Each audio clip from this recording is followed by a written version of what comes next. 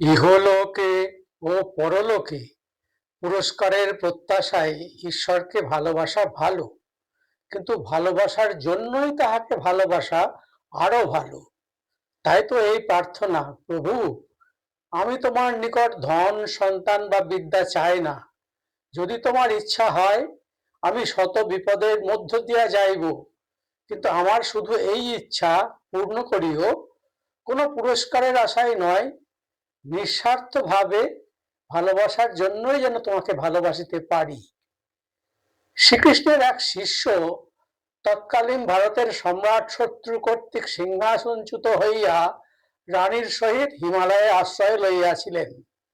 সেখানে রানী একদিন তাহাকে জিজ্ঞাসা করেন, আপনি সর্বাপেক্ষা ধার্মিক ব্যক্তি, আপনাকে কেন এত কষ্ট যন্ত্রণা ভোগ করিতে হইতেছে? যুধিষ্ঠির উত্তর দেন, প্রিয়ে দেখো দেখো, হিমালয়ের দিকে চাহিয়া দেখো, আহা কেমন সুন্দর ও মহান, আমি হিমালয় বড় ভালোবাসি। পর্বত আমাকে কিছুই দেয় না, তথাপি সুন্দর ও মহান বস্তুকে ভালোবাসাই আমার স্বভাব, তাই আমি হিমালয়কে ভালোবাসি। ঈশ্বরকেও আমি ঠিক এই জন্যই ভালোবাসি।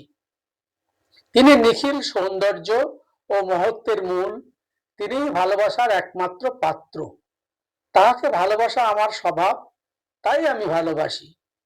আমি কোনো কিছুর জন্য প্রার্থনা করি না, আমি তাহার নিকট কিছুই চাই না, তাহার যেখানে ইচ্ছা আমাকে তিনি সেখানে রাখুন, সর্ব অবস্থাতেই আমি তাহাকে ভালোবাসিব। বেদ শিক্ষা দেন আত্মা ব্রহ্মস্বরূপ, কেবল জড় পঞ্চভূতে আবদ্ধ হইয়া আছেন। এই বন্ধনের শিকল চূর্ণ হইলেই আত্মা পূর্ণত্ব উপলব্ধি করেন। অতএব এই পরিত্রাণের অবস্থা বুঝাইবার জন্য ঋষিদের ব্যবহৃত শব্দ মুক্তি। মুক্তি মুক্তি, অপূর্ণতা হইতে মুক্তি। ঈশ্বরের কৃপা হইলেই এই বন্ধন ঘুচিয়া যাইতে পারে এবং পবিত্র হৃদয় মানুষের উপরই তাহার কৃপা হয়। অতএব পবিত্রতাই তাহার কৃপা লাভের উপায়। কিভাবে তাহার করুণা কাজ করে? শুদ্ধ বা পবিত্র হৃদয়েই তিনি নিজেকে প্রকাশিত করেন। তখনই সকলের হৃদয়ের কুটিলতা সরল হইয়া যায়, সকল সন্দেহ বিদূরিত হয়। মানুষ তখন আর ভয়ঙ্কর কার্যকারণ নিয়মের ক্রীড়াকন্দুক নয়। ইহাই হিন্দু ধর্মের মর্মস্থল, ইহাই হিন্দু ধর্মের প্রাণস্বরূপ। হিন্দু কেবল মতবাদ ও শাস্ত্র বিচার লইয়া থাকিতে চায় না, হিন্দু সাক্ষাৎ ভাবে তাহার সম্মুখীন হইতে চায়।